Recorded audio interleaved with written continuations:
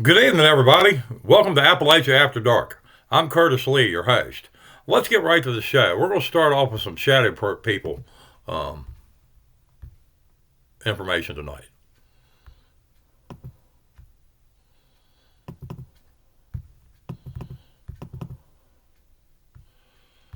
All right. Here we go. I hope you guys enjoy this. Every crime scene investigation begins with a motive and a timeline. And to understand the entity that rules the top floor of Old South Pittsburgh Hospital, you have to look at the history of the land itself. Long before this 68,000 square foot facility opened its doors in 1959, this ground was already stained by tragedy. Built directly over a massive natural limestone spring, the property sits on ancient Native American territory that later became a bloody Civil War encampment. But when the hospital shut down in 1998, it didn't leave empty. It left behind 40 years of residual medical trauma, agony, and dark entity the local legend claims as a former surgeon who never truly left. A 7-foot shadow man who stalks the third floor corridors commanding the living to get out. Most paranormal investigators start their careers with a casual 4-hour public ghost tour. My second trip ever, I bypassed the kid gloves. My team and I volunteered to be locked inside this massive dead facility for 48 hours straight, and 2 full days of complete isolation. And the psychological toll of that environment changes you. You start to realize that you aren't just looking for history, the history's looking for you. And down in the basement, standing in an old dining room, we witnessed something that defies explanation. A transparent floating cosmic orb with what looked like a miniature universe swirling inside it. And the second it passed, my camera battery went from full to absolute zero. It was a terrifying milestone, but it proved one thing. The energy trapped in this building is entirely conscious. On the top floor, I knew I was walking in to confront a dark spirit with a history of hurting people. He didn't want me there. He wanted me out. But his ego wouldn't let him stay quiet. And when I stepped into his territory and asked point blank, "Are you the Shadow Man?" he took the bait. What's your name, sir? Are you Shadow Man? Right here? He thought he was asserting dominance. Instead, my interrogation forced him right into a trap where he exposed himself on a digital recorder. But he wasn't done trying to bully us. During our spirit box session on the second floor, Marty and I tried to open the floor to a conversation. The box immediately cut through our words with raw, uncut profanity and an aggressive command. We're not trying to be rude. We don't understand if we are annoying you or you enjoy our company.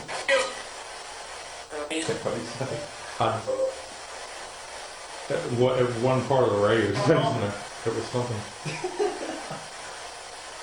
You want to say that again? We didn't understand you. We're sorry. You said go. Go.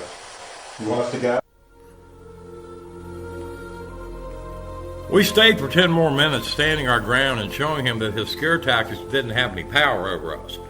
Once he realized we weren't going to break and run, the entity went completely silent. His violent energy was exhausted. That was the power of the interrogation style. When you refuse to give them the fear they crave, you strip away their power. You rewrite the rules of the room, and you walk away with undeniable proof of the afterlife. Have you ever seen a dark shape from the corner of your eye, only for it to vanish the second you look? You're not alone. Millions call this experience seeing shadow people. And it's that chilling gut feeling you aren't alone even in an empty room. We usually dismiss these human-like silhouettes as tricks of the light or a tired mind. But what if they're not just modern ghosts or psychological blips? What if they are ancient entities described in humanity's oldest stories? From shadowy beings in Native American lore to interdimensional figures in Inuit tradition, these things have haunted our ancestors for millennia. The encounters people report today, the dark form in the doorway, the oppressive weight in the night, are not new. They are echoes of a fear as old as we are. Today, we journey to uncover the first sightings of the shadow people. The term shadow person became a paranormal fixture in the early 2000s, popularized by the late-night radio show Coast to Coast AM.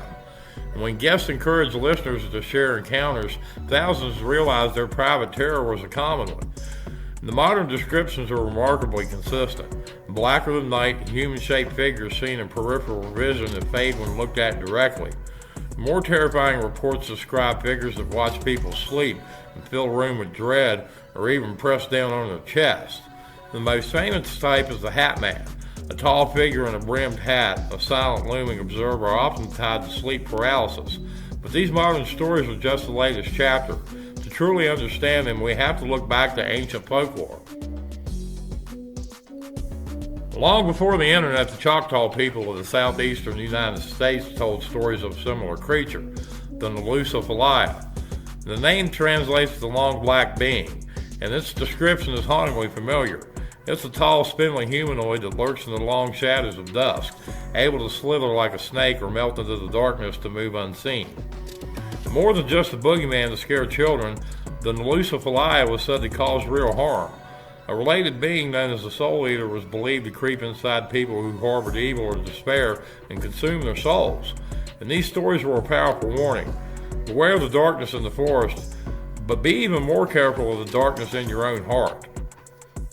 Thousands of miles north in the stark Arctic landscapes, the Inuit told stories of the Tarrosh, a name often translated as shadow people. In their mythology, these aren't spirits of the dead, but beings from a parallel world, what we might call another dimension. And they are shy and generally invisible, but can be glimpsed from the corner of your eye. And tradition says if you look right at them, they vanish. While not always aggressive, they could be tricksters who disorient travelers or move objects. And the legend of the Tarrosh speaks to a profound belief that we coexist with unseen worlds, and the shadows we see might just be a window into one of them. And these cultures are not alone. Shadow-like figures are woven into folklore across the globe. In Islamic lore, the jinn are powerful beings created from smokeless fire living in a world parallel to ours. And they are masters of disguise, and their very name comes from the Arabic root meaning to hide or to conceal. In ancient Egypt, the soul was believed to have multiple parts, one of which was the shoot, a person's shadow. And it was an essential part of their being, graphically represented as a small, all-black human figure. And in European folklore, the shadow and soul are deeply connected. The 1814 German story of Peter Schimmels tells of a man who sells his shadow to the devil for a bottomless bag of gold, only to be shunned by society, as if he'd lost a piece of his very soul. So what does this all mean? The dark silhouettes people see today aren't a new mystery. They're an archetype, a universal fear that has followed humanity through the centuries. And the Appalachia, the Tarrosh, and the jinn all feel like different cultural interpretations of the unnerving experience. And modern science has explanations, of course.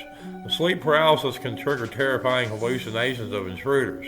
And pareidoia is our brain's tendency to see human-like forms in random patterns. And these likely account for many experiences. But can they account for all of them? Can they explain the chilling consistency across thousands of years of disconnected cultures? Now, the Choctaw elder describing a soul eater and a modern person seeing the Hat Man, they're separated by centuries, yet speak of a dark humanoid presence watching from the edges. The shadow person phenomenon exists at the crossroads between folklore, psychology, and the genuinely unexplained. So where does that leave us? Are these ancient entities, the tricksters and otherworldly beings of old, still visiting us today? Or are our brains just wired to see the same terrifying shadows that our ancestors have for millennia? And maybe the line between a myth and a memory and a monster is thinner than we think. What's your take? Are shadow people ancient spirits, interdimensional beings, or simply tricks of the mind? If your culture has its own stories about shadow beings, please share them in the comments below. Let's keep this investigation going together. Thank you all for watching. Y'all have a good night. Now for something fun. We'll have a little song before we start the alien stuff. I don't ever slow up, no I don't take shit. I got no love for the fakeness. If you wanna play tough and wanna hate this, I'll always show up. I don't ever slow up, no I don't take shit. I got no love for the fakeness. If you wanna play tough and wanna hate this, I'll always show up and make a statement. I don't ever slow up, no I don't take shit. I got no love for the fakeness. If you wanna play tough and wanna hate this, I'll always show up and make a statement. Everything I do so instinctive and so passionate. Every word I move so descriptive like an adjective. I got a vendetta against people who patented being negative when you should be getting after it.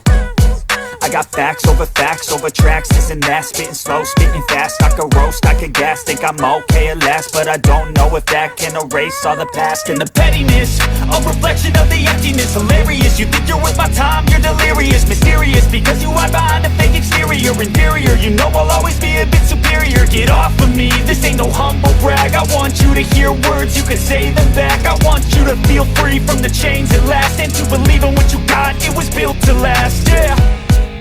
Now that I've been put through hell, I never got anyone's help.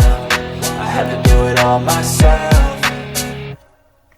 I don't ever slow up, no I don't take shit. I got no love for the fakeness. If you wanna play tough and wanna hate this, I'll always show up and make a statement. I don't ever slow up, no I don't take shit. I got no love for the fakeness. If you wanna play tough and wanna hate this, I'll always show up and make a statement. Gonna learn the consequence of being incompetent. Mental health is confidence, dreams and some honestness. I'm not here to save the day, that's for you to take away. I could play a million mind games, but instead I say something not illogical, something that is topical. Rub it on and watch it go, make yourself unstoppable. Dreams are irresponsible, but they're always possible. If you just believe, you could be so remarkable. Thoughts in my head, a collage and they spread. I'll be great one day, going off of my meds. No, I'm not giving up, no, I'm not giving in. I will make it to the top, taking off in the wind. I gotta make it, I'm saving every day to taste it. I'm patient, but my mind, it can hardly take it. I'm chasing a dream that I've had for several ages. A vacant, modern kingdom for the taking.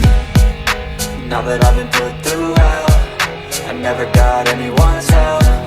I had to do it all myself. I don't ever slow up, no I don't take shit. I got no love for the fakeness. If you wanna play tough and wanna hate this, I'll always show up and make a statement. I don't ever slow up, no I don't take shit. I got no love for the fakeness. If you wanna play tough and wanna hate this, I'll always show up and make a statement. I don't ever slow up, no I don't take shit. I got no love for the fakeness. If you wanna play tough and wanna hate this, I'll always show up.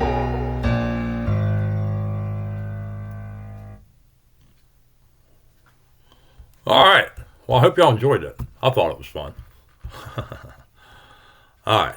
Let's get to the alien stuff.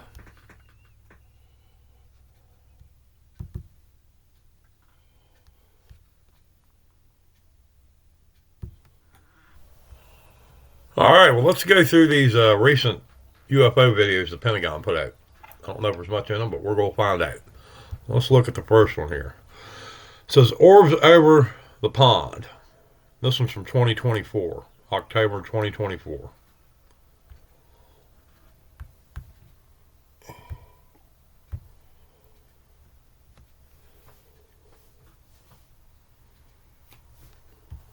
Let's see, let's hit play.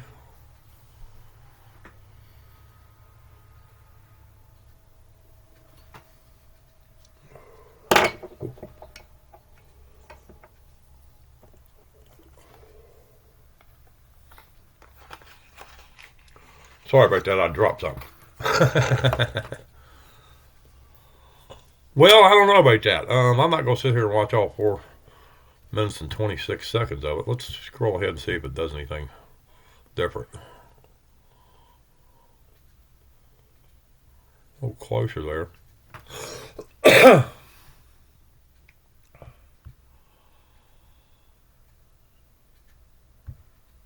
I don't know. What do you guys think? Let me know in the comments. Don't look like anything to write home about.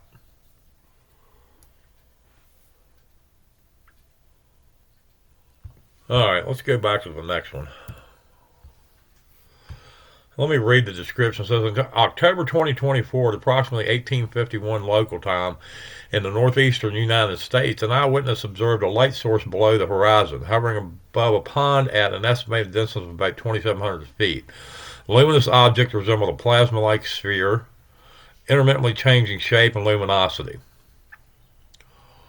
Well, if you guys want to go to war.gov/UFO, it'll get you to all this stuff. All right, let's go back and watch the next one.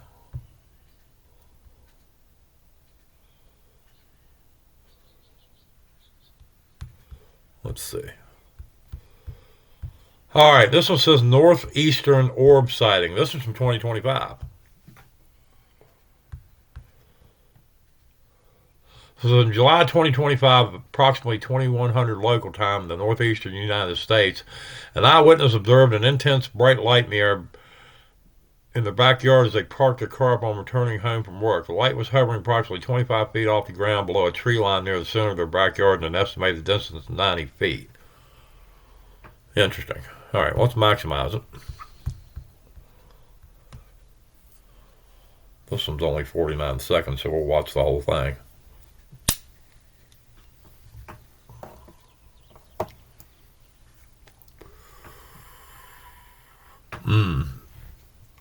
Helicopters?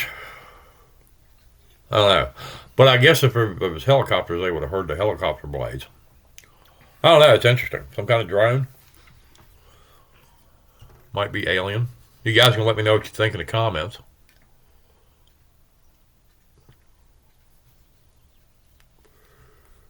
They kind of move together. I guess that's where they lose them. Interesting. Well, that was probably a little more interesting than the last one.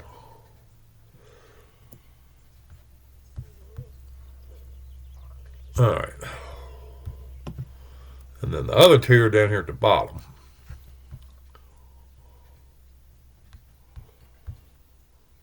Should be two more. Let's go by release.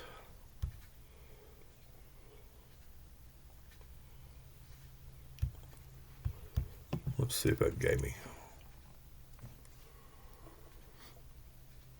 There we go. All right, this one says Triangle Orbs, Northeastern United States, 2021. It's a little bit older one.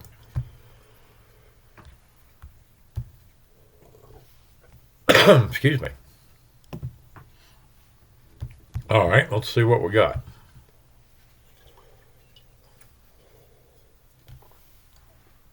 That's definitely more interesting.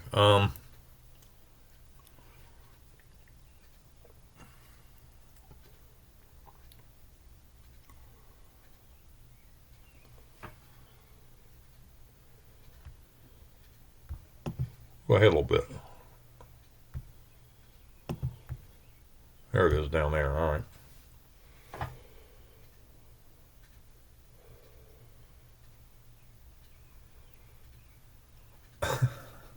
People suck at filming, don't they? I ain't hardly got this on the camera.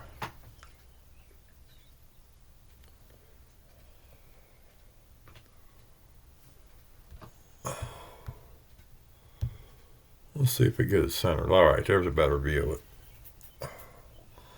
I don't understand why they can't keep a camera on it. Keep the camera down and keep it at the top of the frame. I guess people aren't used to filming stuff, but still. There's something over the left here shining too. I don't know what that is. But they moved. Well, I guess because the camera moves. Well, that's what we're looking at right there. That's interesting. All right. Let me know what you guys think about that one too. All right. Let's get to the last one. There's only 4. It said that there's 6 on the release, but I looked at the other 2, and they are AI renditions of the person's experience. So I'm not going to bother wasting y'all's time watching those. They're they're AI, so why look at them? All right, and this is red orb rotation. This one is from 2022, northeastern United States. This is the last one we're going to look at of these. This is March 2022, approximately 1920 local time, northeastern United States. An eyewitness observed two bright red luminous light sources hovering near the horizon at an estimated distance of 2,500 feet. Both luminous objects maintained generally stationary positions throughout the encounter. Alright, let's maximize this one. See what we got.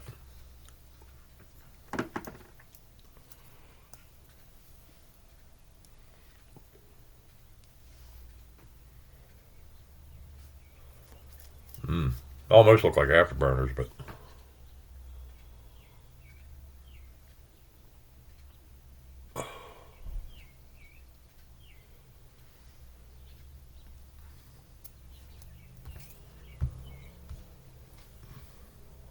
let's see if I can get it better. Jump ahead a little bit.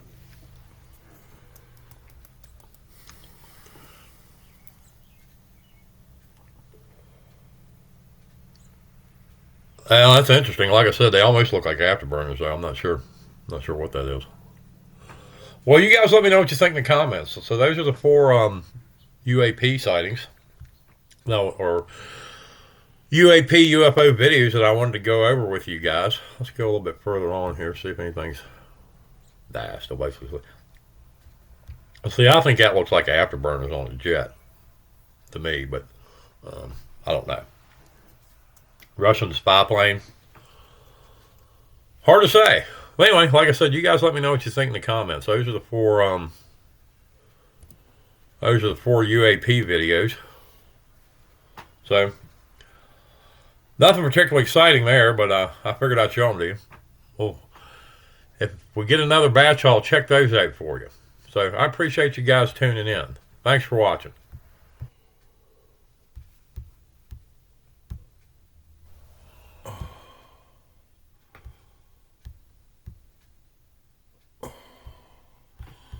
All right, and we'll get on to one more thing. I've got a news segment I'm going to call The Alternative Wire, and we're going to premiere that tonight. So, it starts off with a music video that I made to the song Zombie.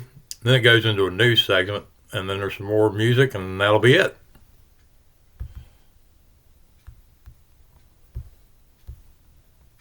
I hope you guys enjoy it.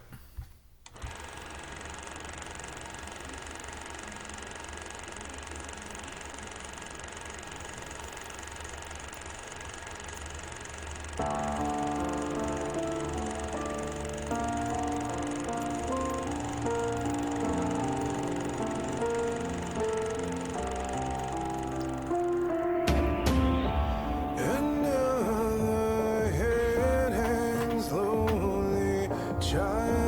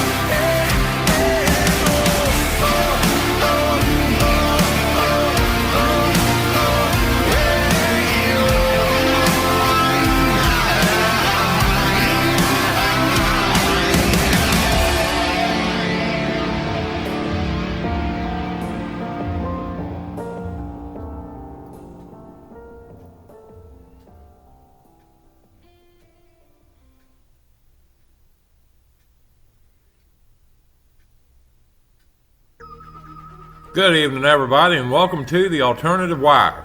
I'm your host, Curtis Lee, and tonight we're tearing down the mainstream narrative to look at the stories they are either rewriting, downplaying, or flat out hiding from you.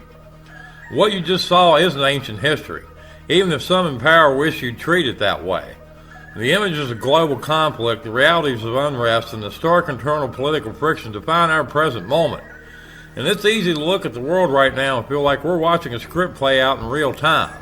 But here on the ground, the narrative being sold to the public by mainstream consensus often leaves out the most critical details.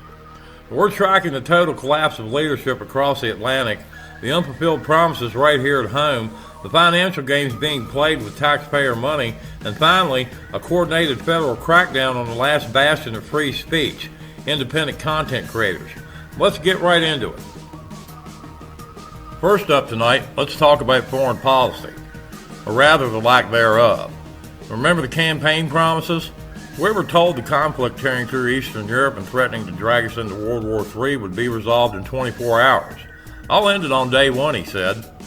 Well, look where we are now. President Trump is sitting in the Oval Office, completely paralyzed by the very permanent state apparatus he swore to dismantle. The reality is staring us right in the face. The administration was completely conned into starting and sustaining a conflict that now has absolutely no ability to end. The military-industrial complex didn't take a vacation. Instead, they handed the White House a pre-written playbook. They wrapped it in flags and watched as the executive branch fell right into the trap. And we are pumping billions into a meat grinder, and the administration has zero leverage, zero exit strategy, and apparently zero intention of actually standing up to defense contractors pulling the strings. And the art of the deal has officially become the art of the endless stalemate. Now, if you want proof of how thoroughly corrupt our domestic systems are, you only have to look across the pond. British Prime Minister Keir Starmer stood outside 10 Downing Street and announced his resignation. Why? Because the relentless pressure from the recently unsealed Jeffrey Epstein files completely torpedoed his government. The documents exposed a level of proximity and institutional cover-ups surrounding elite figures like Peter Mendelsohn that made Starmer's position completely untenable. And the UK government is in absolute shambles because of these revelations. But let's ask the obvious question. Why is the fallout only happening over there? And the very same files name powerful American politicians, tech moguls, and Wall Street executives. Yet right here in the United States, there is total radio silence from the Department of Justice. No arrests, no resignations, no congressional subcommittees forcing the elite to answer for their crimes. And the British government collapses under the weight of the truth. While the American establishment, well, they got a free pass. And it is a sickening display of institutional protection, proving once again that if you are powerful enough in Washington or New York, you are completely untouchable. While the justice system ignores elite predators, what is the administration focusing on? Securing financial handouts. Right now, the president is aggressively pushing behind the scenes for a massive legislative carve-out, what critics are rightfully calling a presidential slush fund. The explicit goal? Reallocating federal resources and taxpayer dollars to financially reward and pay off the individuals who stormed the Capitol on January 6th. And instead of addressing the economic gridlock or fixing our broken infrastructure, executive capital is being burned to appease a radical base. And we're talking about converting public funds into a legal defensive reward system for people convicted of federal crimes. And this is a jaw-dropping misuse of executive authority, and it shows you exactly where the administration's true priorities lie, playing politics with our wallets. And finally tonight, we need to talk about where this is all heading. When a government cannot end the wars it started, cannot deliver justice to its citizens, and spends its time funding political extremists, it has to find a way to stop people from talking about it. Enter the federal government's newest target, independent YouTube content creators.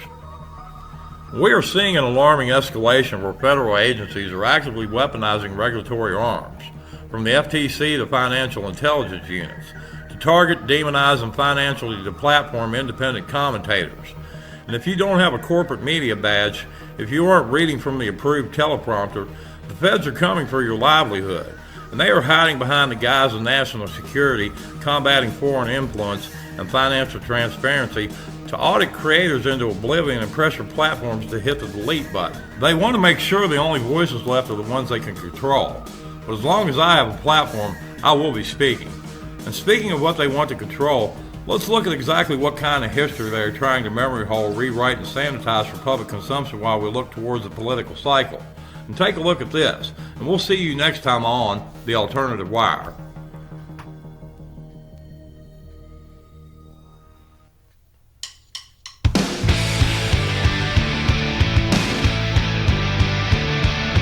Jack boots cracking on a polished floor. Redheads gathered at the liquor store. Your heart's race on a crystal night.